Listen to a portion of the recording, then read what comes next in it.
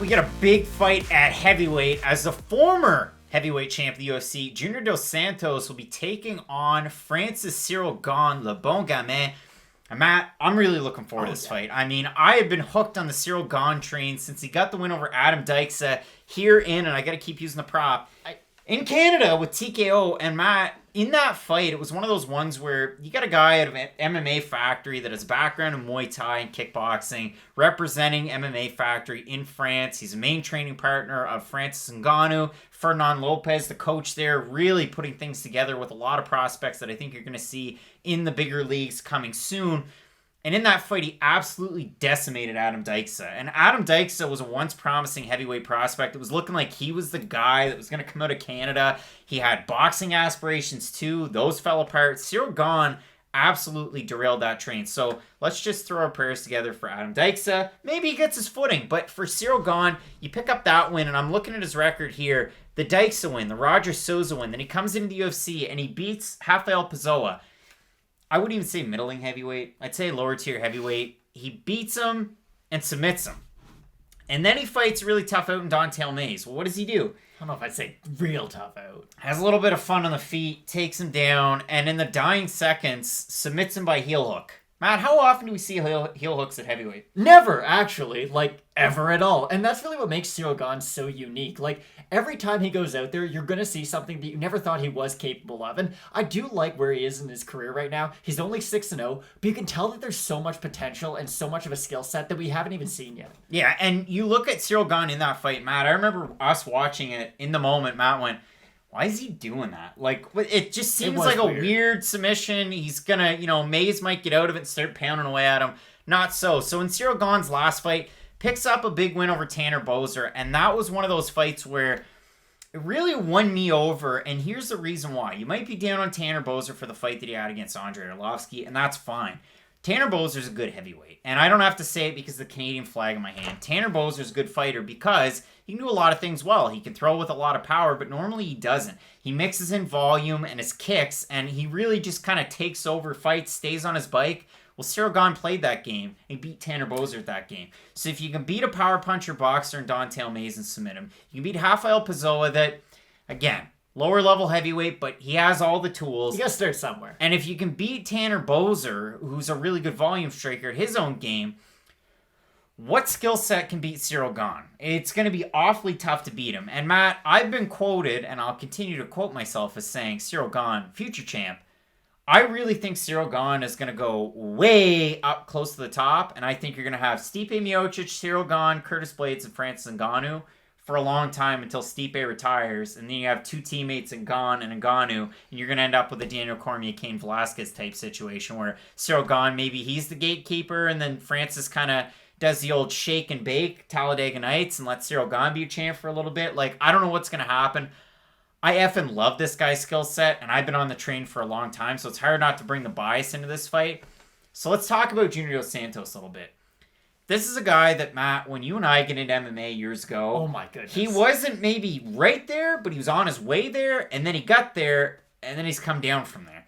And if we look at his last 5 fights, I know the Tai Tuivasa was one of the wins, and before that, after that, he beat Derek Lewis.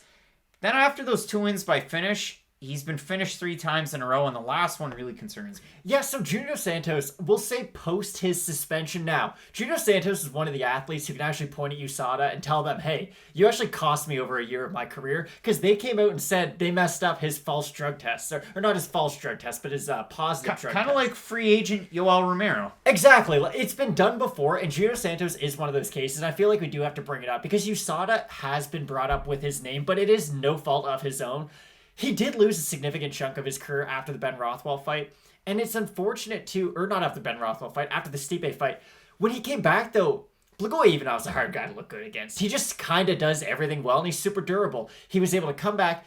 I'd say he put on, it was dominant, but it wasn't the most impressive showing over Blagoy. He had won every round quite handily, but still, he wasn't able to get him out of there. But it was a great sort of launching point, I guess, for the second half of Junior's career. And I say second half, he's on like his 5th segment now, if you will, because You gotta think, we had said we started watching him as he was making his ascent towards the title. You forget how long he was at the top. Like, Junior Santos, for about 7 years, was 1 win away from a title shot. So it's not like we're dealing with a guy who made his way to the top of the division, couldn't get over the elite, and then, made a quick descent. He's been around for a while, and that is really the hard thing about Junior Santos when you're looking at his career.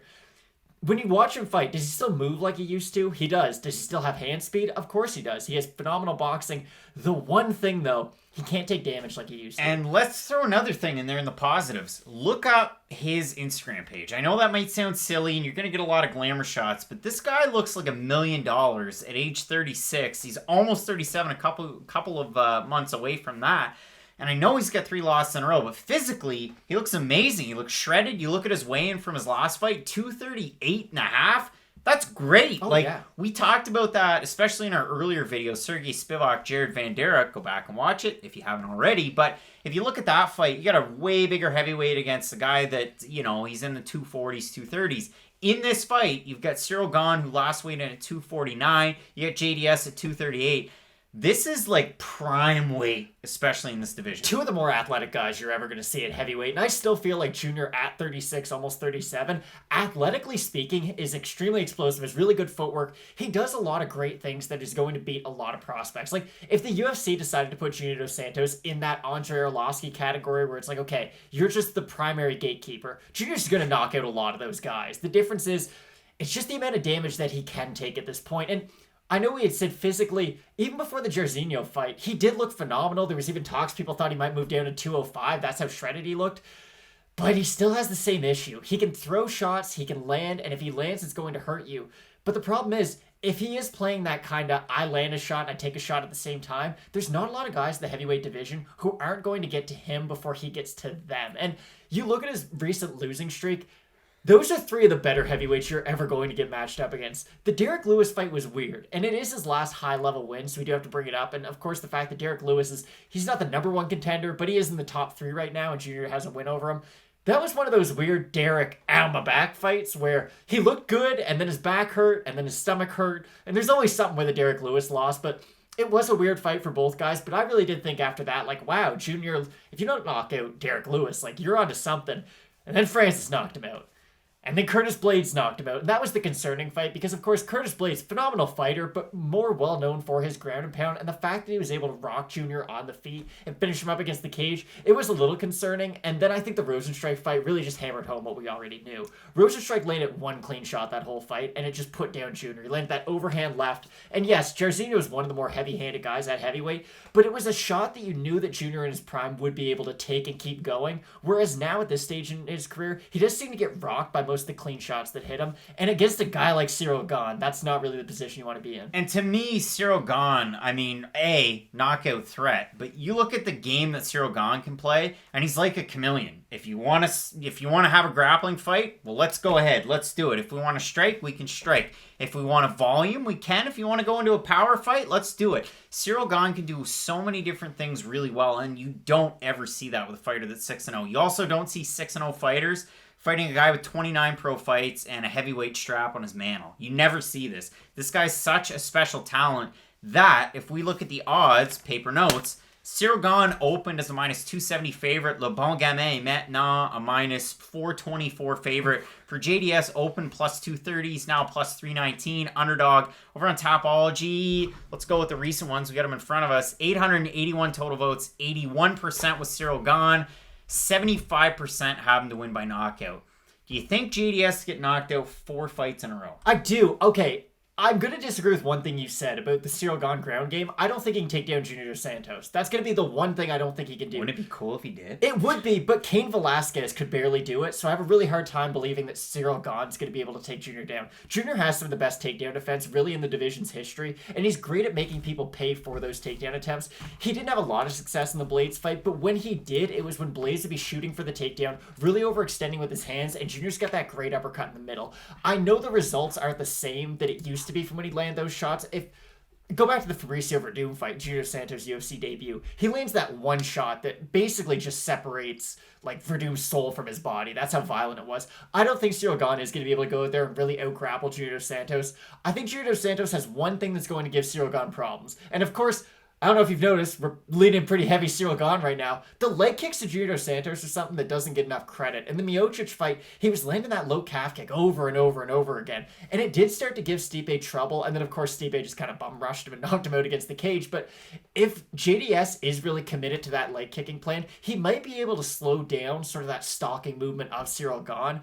But again, it's really hard to pick against one of the more exciting prospects and more well-rounded prospects we've had at heavyweight for a while. I gotta defend myself slightly, Matt. When I said Cyril Gane, if you want to grapple, let's grapple. If you want to wrestle, let's wrestle. Vice versa, whatever. He can do it. I don't expect him to do it in this fight. No, I don't expect him to do it at all. JDS over his UFC career, incredibly lengthy, 81% takedown defense. Yeah, it's not going to happen with Cyril Gane. The fight's going to take place on the feet. Cyril Gane, his striking defense so far, 73%. And I mean, that's a small sample size against a couple of lower tier guys and Tanner Boser. And then you look at the strike differential, it's great. Like, we're talking a very, very high differential for Gane.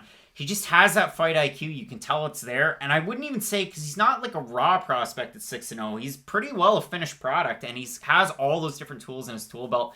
I like him in this fight. Again, Junior Dos Santos, what do you have to worry about? The power and the kicks.